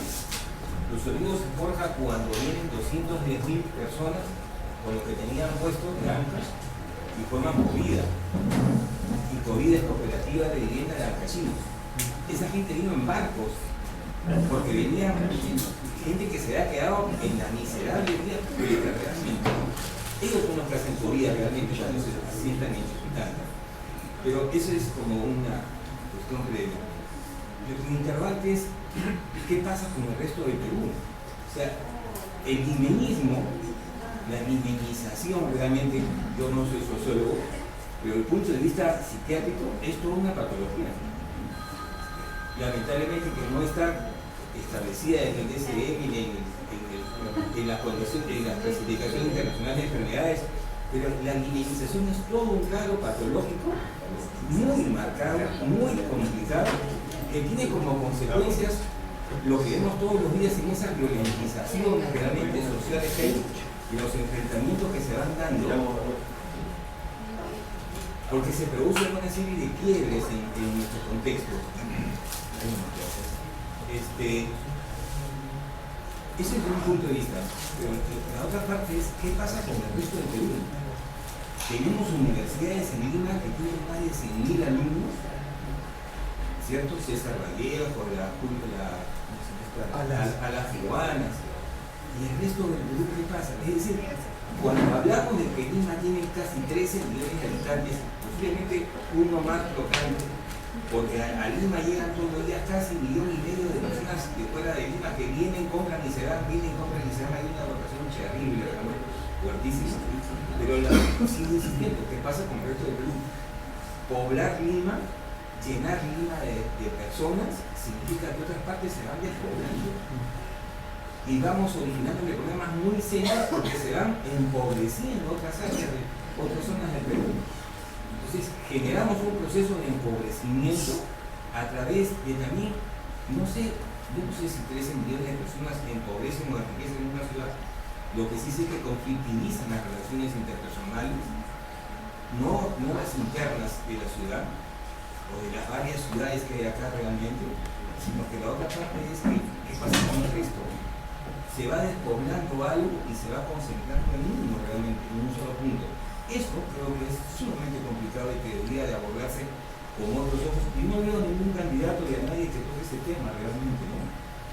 Entonces, es jalado de todos los cabellos que tengamos en Lima industrias que transforman lo que tienen que traer cosas de 4.000 kilómetros de distancia, 3.000 kilómetros de distancia, ¿no? Eso no se entiende realmente, ¿no? Ese era mi interrogante. Sí. Otras, levantaron la mano dos personas más. Sí. Manuel. En realidad para nosotros que tenemos ya cierta generación avanzada, Juventud acumulada. hemos visto pues transformarse Lima, ¿no? En consecuencia, uno de los problemas más graves que tiene el Perú es precisamente la problemática de la educación. Entonces, hablar de toda la sangre es hablar fundamentalmente de su raíz. Y efectivamente debe ser por cuestión de tiempo y también de espacio. Me hubiera gustado que Eduardo trate este fenómeno de la educación en la misma capital de la República, porque ella ha sufrido prácticamente todos los procesos que se ha dado en el mundo, ¿no? Y en el caso específico de Lima, una cosa era la popularidad que anteriormente tuvo las escuelas fiscales, después las escuelas nacionales, ¿no? El prestigio, etcétera, de lo cual se enorgullecieron muchas generaciones, hasta que aparece el fenómeno de la inversión privada en la educación y entonces comienza a caracterizar ya no solamente la educación, sino a las propias clases sociales, ¿no? Entonces, esta matización que existe entre la infraestructura educativa, entre la formalización del Estado, ¿no? A través de sus planes educativos, las políticas de educación que fueron cambiando con cada generación, con cada forma de gobierno, con cada forma política, ¿no? Llegamos ahora al siglo XXI y todo este proceso es la matriz de toda la diferenciación que ahora nos encontramos. No solamente la gente viene del interior del país por querer tener un trabajo, no, también viene fundamentalmente por educarse, por salir de ese estado de empobrecimiento que no le daba su propia realidad andina. Entonces, en la educación es el fenómeno que yo considero de alta importancia, porque allí convergen, ¿no?, los intereses económicos, los intereses políticos, los intereses comerciales, los intereses de propiedad, los intereses de surgimiento, ¿no? Y quien recorre todo el país alguna vez dice, yo no me muero si no conozco Lima, ¿no? Así como anteriormente alguien decía, Roma, después morir, ¿no? Venecia, después morir. Bueno, acá los limeños, pues, o los peruanos dicen Lima, después muere, ¿no? En todo caso acá te matan, ¿no? Entonces considero que el fenómeno... Morir en Lima, morir en Madrid. El fenómeno de la educación lo considero uno de los más complejos, que hace que esta ciudad capital del virreinato, ciudad capital de conquista, ciudad capital del comercio y ahorita eje del desarrollo de muchos complejos bilaterales, etcétera, y es realmente el fenómeno más importante que yo considero que debemos rescatar más adelante en esta Lima de todas las áreas.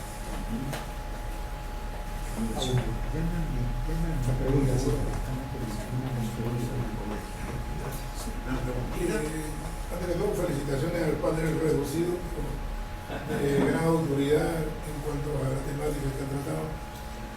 Y siempre hubo algo de risa de los planteamientos, porque a nivel de la gramática pudieron dar mucha profundidad, ¿no?, en el fraseo de lo que plantearon. Cuando entendemos la Lima de todas las sangres, pudiéramos también decir, respecto a la década de los 60, por ejemplo, respecto a ahora, son los 50 años,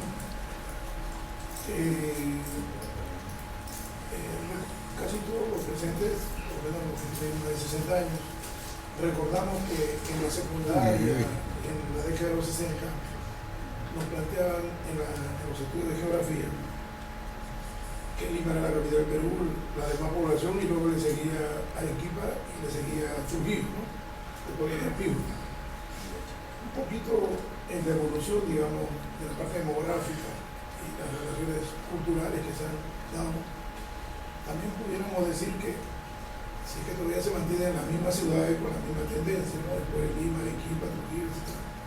Quiere decir que también hay un Trujillo de todas las sangres, hay un Arequipa de todas las sangres, hay un Piura de todas las sangres. Es un poquito como una pregunta muy de reflexión. Sí, gracias. ¿Alguna otra? Tarco. Una pequeña. Nos ha descrito Eduardo el aspecto geográfico, tecnológico, romántico, poético, cultural de Lima. Pero también hay una parte muy interesante que es el aspecto político. En Lima se ha escrito las páginas más dramáticas de la historia del Perú.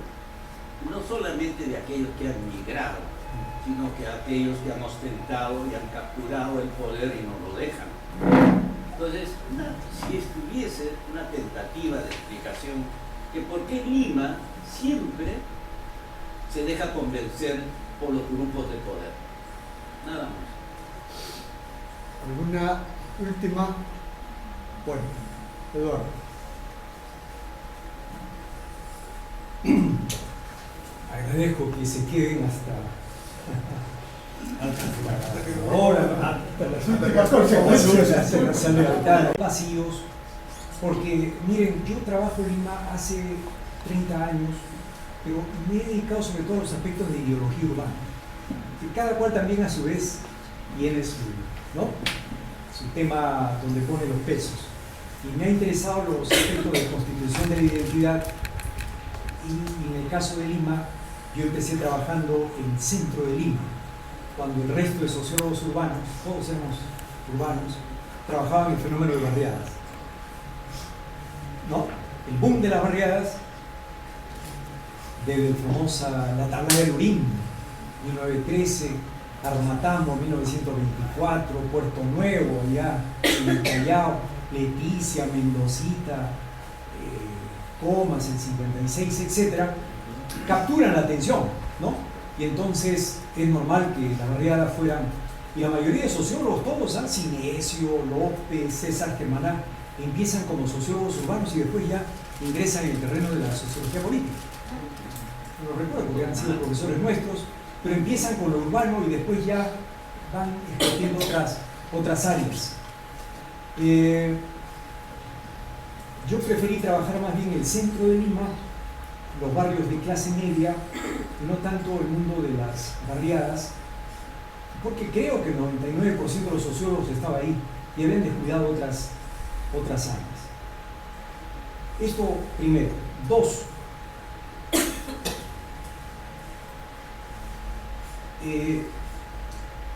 sería bueno tal vez invitar en algún momento a Rodrigo Montoya. Por ejemplo, Rodrigo Montoya nos diría que el Perú es la sumatoria de 63 nacionalidades y 3 grandes naciones. O sea que aquí podríamos sentar a 66 personas, entendiendo por nación a conjuntos más grandes que al de nacionalidad. Sobre todo cuando habla de nacionalidad se refiere a grupos amazónicos, y habla, creo, me parece, de 45 dialectos, los que van quedando también, porque varios se van extinguiendo. Eso es el Perú. Algo así como 63 nacionalidades, 3 naciones, 45 dialectos. Si nosotros colocáramos a todos, chipigos, aguarunas, boras, machiguengas, chalacos, arequipeños, etcétera, etcétera, y grandes naciones, criollos, andinos, aymaras, tendríamos acá ese Perú consolidado, si pudiéramos hacer eso. Y a pesar de sus diferencias, tocamos el himno nacional y todos se paran. ¿No? O sea, hay pues elementos de unidad nacional, de identidad. La bandera es roja y blanca, pero tienen también su bandera propia de su zona, tienen también su himno zonal, pero hay algo que nos une, hay valores comunes. Esta multiplicidad, esta variedad asombrosa en el caso peruano, también se da a nivel mundial. ¿Qué cosa ha sido la vieja Unión Soviética? Pues había gente de siberianos, gente de Kirguisia, Samarcanda, armenios, Turmequistán, Azerbaiyán. Esto era la Unión Soviética y todos eran diferentes. Entonces, una primera cosa que deberíamos sacar es que la famosa idea de unidad nunca ha existido. En el mundo siempre ha habido heterogeneidad. 2, al colega le preocupa un tema grande, claro, el tema de la peruanidad. Dice que en la limeñidad hay mucha patología.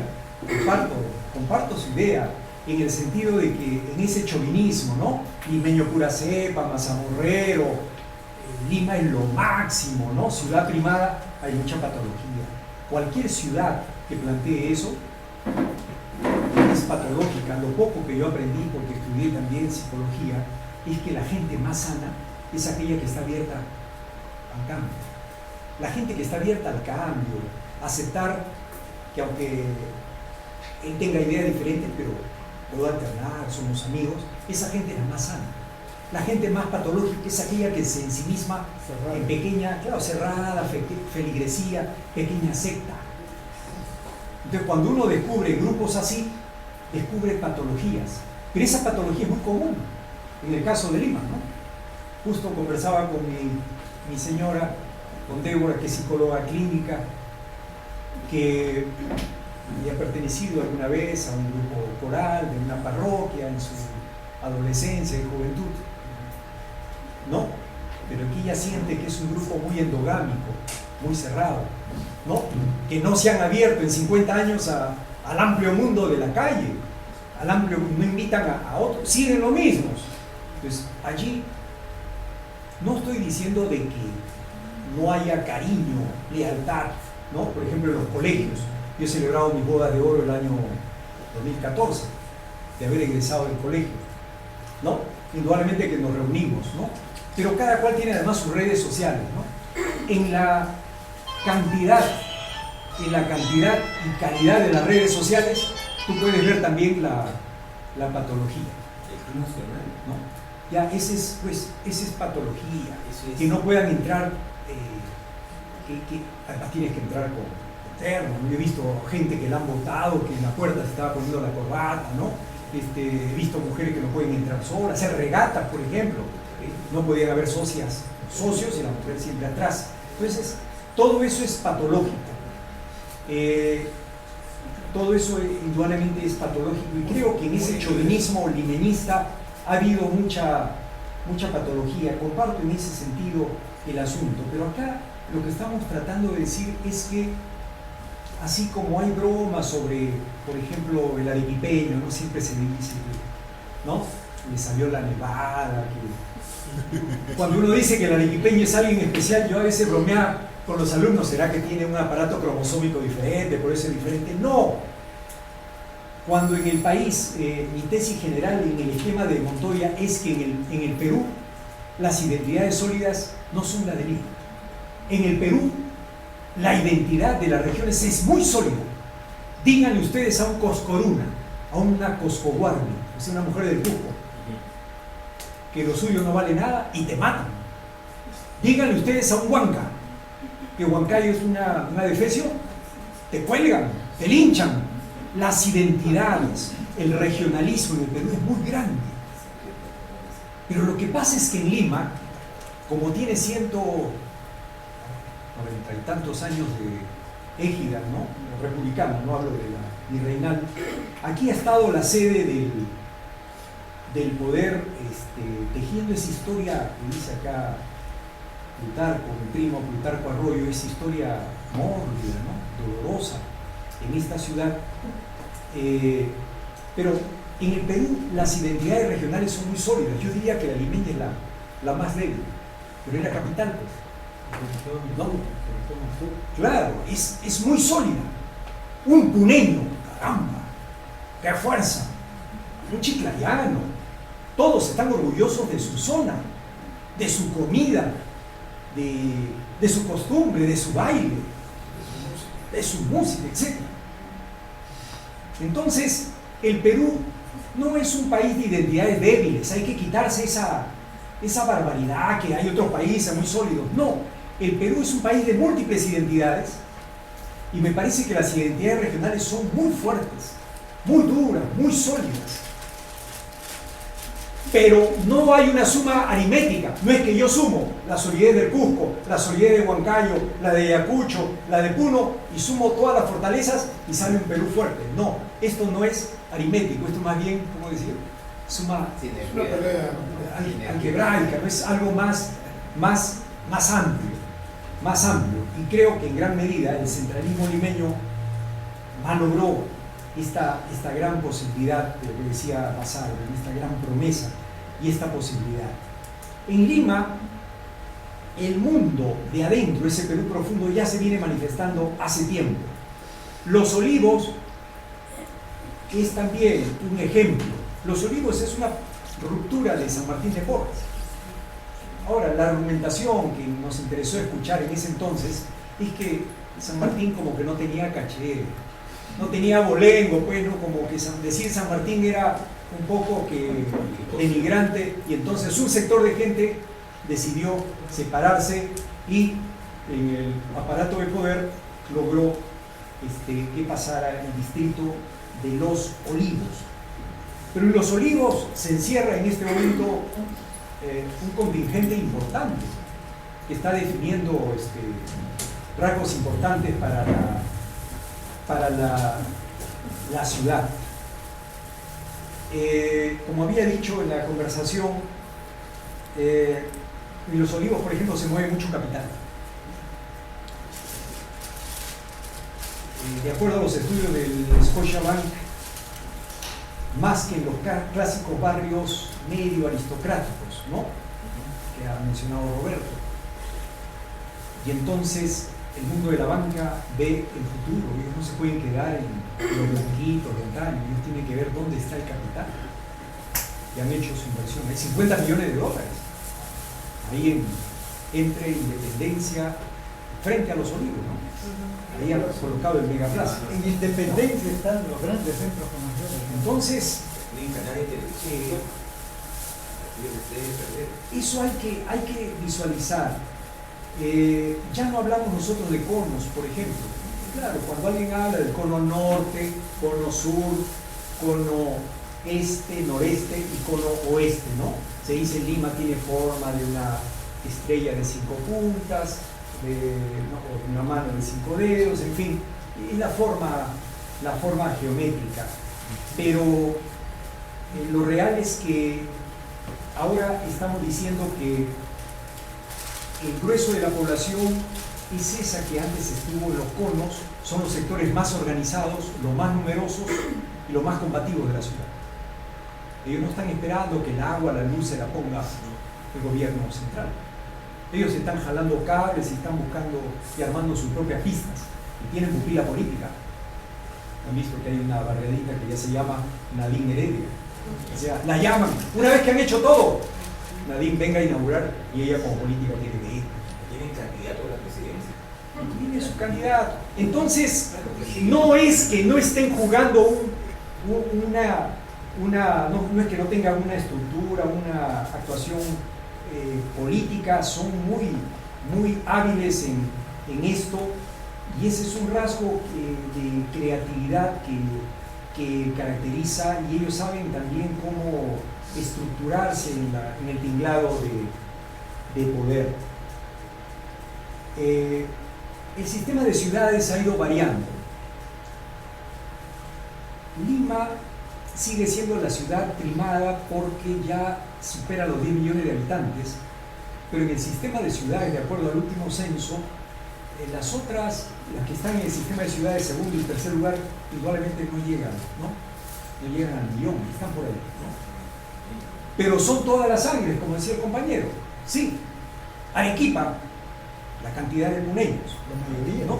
Entonces, ahí, claro, nuestro Arguedas hablaba de un Perú de todas las sangres para poner el peso en ese mestizaje que tuviera un aderezo andino junto al aderezo criollo, al amazónico. Él le ponía el peso para constituir bien esta nación. Esa fue la ética de su vida y murió en su ley, ¿no? Denostado, golpeado, también incomprendido, pero ahora podemos decir que él tuvo razón, ¿no?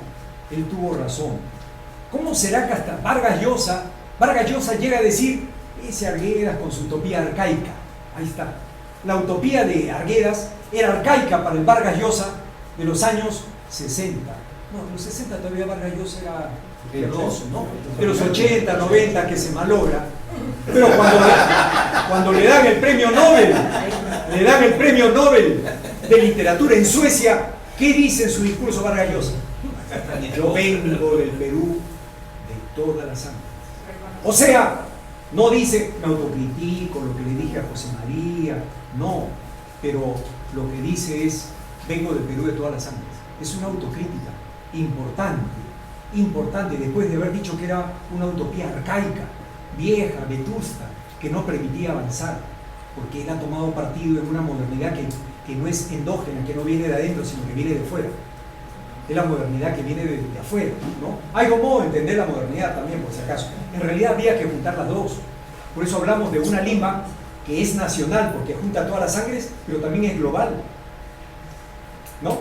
Nosotros somos hijos de la globalización y somos hijos del Perú. Nosotros tenemos varias filias, varias filiaciones, varias hermandades, varias familias. El joven actual es hijo de una identidad global, pero también tiene una identidad nacional. Él adereza esa identidad global con el Ajinomoto peruano. Así como el árabe le pondrá otro Ajinomoto y otro cada cosa, ¿no? Entonces, eso es lo que está dándose a nivel mundial y lo que se quería decir con todas las sangres. Hasta Vargas Llosa lo habría reconocido y se ha moderado al respecto en sus caracterizaciones de arcaica, utopías pasadistas, en fin, ¿no? Lo ha reconocido sin hacer la autocrítica, pero la ha hecho en la práctica, ¿no? Nuestro sistema de ciudades es un sistema de ciudades donde aún creo que Lima practica un centralismo asfixiante, hasta ahora. Entonces conviene en otra conferencia, tal vez Julio Calderón, que es un experto, por ejemplo, en el funcionamiento de la ciudad, ¿no? Julio Calderón nos podría decir cómo funciona esta ciudad, cómo funciona el transporte, cómo arreglar los problemas de agua, los problemas de alimentación. Les digo algunos datos, por ejemplo, Roberto también ha trabajado mucho gestión municipal, pues él ha tenido que ver asuntos concretos, ¿no? Agua, estas cosas concretas. ¿Cuál es la utopía? Ya que toda ciudad nace de una utopía, ¿qué utopía tiene la actual administración de Lima? ¿Qué utopía tiene? ¿Qué ciudad quiere construir? Hasta ahora no dice nada. Lima, miren, Lima tenía agua hasta los años 80. ¿Por qué tiene agua ahora? Porque se abrió Macocha. Pero Lima, ¿qué estudios hay sobre aprovisionamiento de agua? Aparte del problema de todas las sangres y que Lima crece al año un Huancayo o un Chimbote, la cantidad de migrantes que llegan, se hablaba de que los que llegan a Lima y se quedan son 394 personas, según el patronato de Lima. O sea, ya los habían contabilizado. Llegan más, pero los que se quedan al día, 393 o 394, un Huancayo al año. ¿Cómo puedes tú dar de beber agua a 10 millones de habitantes cuando Lima, tenía este dato, junto con el Cairo, capital de Egipto, es la segunda ciudad más grande del mundo en una zona desértica? Pero no tenemos planes para aprovisionarnos de agua. Ahí tenemos problemas de funcionamiento. Alimento, muchachos, el bitute. ¿Cómo alimentas a 10 millones de habitantes cuando solamente tienes menos de 5.000 hectáreas de pan llevado? ¿Se han dado cuenta que el cemento y asfalto crece y cada vez retrocede más, retrocede más nuestros valles? Lima entonces depende del norte chico, Guaral, Huacho, Chancay, La Fortaleza, Pativilca, Casma, en fin, y del sur chico, hasta llegando a Ica, ¿no? Hasta Cañete. Pero aún así no da de comer a 10.000, entonces depende sobre todo del subsierra central y en menor cantidad de la selva, porque nuestra comida no es con dieta, sobre todo de la zona amazónica, y todo llega por la carretera central. La ciudad no tiene futuro. ¿Cómo puede funcionar una ciudad de 10 millones y medio de habitantes con menos de 5.000 hectáreas para el cultivo? Nadie lo haría en el mundo. 3. El complejo Los Ángeles, Long Beach y Santa Ana es el conglomerado humano más grande. Pero Lima y Callao es el segundo conglomerado más grande en esta zona del Océano Pacífico. Lima no es cualquier cosa. Esta ciudad que vendría desde Ancón hasta Asia Beach es lo que se llama una conurbación. Conurbación significa ese alargamiento. Lima tiene esta forma alargada, limitada por el océano y las estribaciones cordilleranas. Siempre tenemos ahí cerros en un lado. Esa conurbación está albergando a 10 millones y medio. Lima está entre las 25 ciudades más grandes del mundo. Lima no es cualquier ciudad. Nuestra Lima es una señora ciudad. Lima es la ciudad más grande, la más poblada, pero ha dejado de ser, en el Perú ha dejado de ser agrario y sobre todo se han venido a la capital. O sea, Lima se ha hecho el harakiri. Porque si tú te pintas como la reina de los mares del sur, la novia del Perú, y vives haciéndole ojito al país, ¿hacia dónde se van a ir? Hacia la propia sierra, de sierra a sierra, algunos, pero la mayoría de sierra a la selva. ¿Hacia dónde se vinieron? A la ciudad que se pintaba como la novia del Perú. Y Lima tenía un aparato industrial para albergar ese millón que llega en los 50. No, eso que queda como población flotante, Marx hablaría de ejército industrial de reserva. Y esos entonces van a estar alrededor de los slums barriales. Alrededor de las barriadas, alrededor de las fábricas, crecen los centros poblados. Entonces, Lima es una ciudad que se ha atraído al conjunto de la población. Lima centraliza el 83%, lírica ya, de la industria del país. O sea, no es cualquier ciudad, es una ciudad que tiene una estructura difícil, y además la vieja utopía. Lima debe reposar alrededor de su centro histórico, sus barrios de clase media, y bueno, las barriadas no las considerabas, ya no funciona. En los años 60 se tenía miedo, la clase media tenía miedo que esas barriadas estrangularan a la ciudad, ¿no? Se hablaba del cinturón rojo de miseria que te iba a estrangular. Pues ahora son los sectores más organizados, más poblados, más numerosos y protagónicos en la ciudad. Lima es la única capital sudamericana que está con cara al mar. Claro, los segregacionistas se irán a Asia Beach. Nosotros nos vamos a Agua Dulce, o el litoral es grande, ¿no es cierto? Cantolao, etcétera, etcétera. Entonces, no tenemos acá belleza que no tiene por qué, ¿no? Entonces, dentro de esta noción de que la limeñidad encierra mucho de patología, sí, pues esta ciudad primada sigue siendo todavía protagónica, pero para eso para entenderla tiene que tener un marco teórico mucho más abierto. Con ese viejo marco teórico ya no entiendes nada y vas a sufrir mucho, ¿no?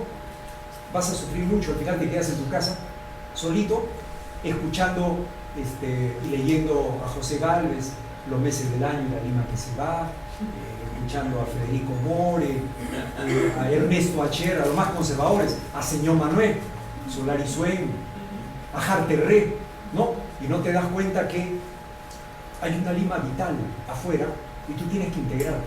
Es tu Lima, tienes que integrarte a ella. Con otros elementos, eso va a cambiar totalmente la educación, como dice Manuel Arana, ¿no?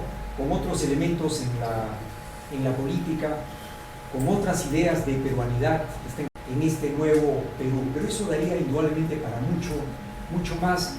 Y yo aquí dejo incompletas muchas cosas sueltas en esta ciudad que amerita un seminario entero, realmente. Nuestra ciudad amerita cursos enteros, ¿no? Por su complejidad. Créanme que no es cualquier ciudad. Cualquier extranjero cuando viene a Lima, Dios mío, te das cuenta de que no es cualquier ciudad, ni por el lado de sus patrones de asentamiento, su sistema de justicia, su comida. Dios mío, tienes todo tipo de platos. No hablemos solamente de la cocina criolla, la cocina serrana aquí, variadísima, la cocina amazónica. Han visto la cantidad ya de lugares que van surgiendo. Entonces, las fusiones de comida. Todas las fusiones. Muchachos, en el fútbol, ¿quiénes son los campeones? Melgar. ¿Quién es el campeón? Entonces, quien siga con su chauvinismo de limeñidad está desfasado, debe sufrir. Entonces, tenemos que ir a encontrar un nuevo Perú, un nuevo rostro de Perú en un mundo nuevo y una nueva Lima en un nuevo Perú también. O sea, hay que salir con otro, ya no con arquetipos, porque no vas a entender nada de lo que está ocurriendo ante tus narices. Tienes que salir con otra con otra expresión. Eso es lo que yo he empezado a hacer y trato de adaptarme. Es también un ejercicio de juventud. Esa es tu juventud espiritual. Adaptarte a esta ciudad. Qué difícil es, ¿no? Porque uno se quiere quedar en su rock del 60, ¿no? Pepe Chipola, ¿cómo se llama? Pepe Miranda. No, pues ya. Cuando tú en el celular no puedes, ¿no? ¿Qué te dicen tus hijos? Ah, pues antiguo, te dicen, te estás quedando y te arreglan el problema. Los nietos, tú estás en la computadora y te atracaste. Llega tu nietecito de 3 años. Ya, abuelito, sale acá. Se siente el chiquitín y te arregló el problema. Muchachos, ahí en casa tenemos el cambio. Si no sabemos digerirlo, entenderlo, si seguimos viviendo que todo pasado fue mejor, estamos perdidos. Estamos perdidos. Tenemos que estar abiertos al cambio. Eso es ser moderno y eso además es salud mental.